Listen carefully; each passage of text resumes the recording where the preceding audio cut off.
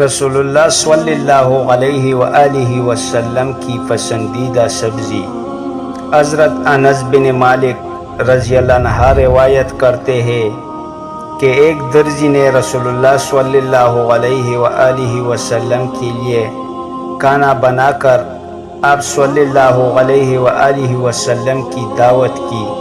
حضرت انس رضی اللہ عنہ فرماتے ہیں میں بھی رسول اللہ صلی اللہ علیہ وآلہ وسلم کے ساتھ چلا گیا اور کھانے کے دوران میں نے دیکھا کہ رسول اللہ صلی اللہ علیہ وآلہ وسلم برتن میں چاروں طرف کدو تلاش فرما رہے تھے۔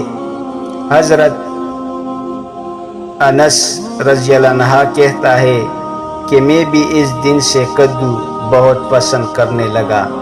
صحیح بخاری 5379۔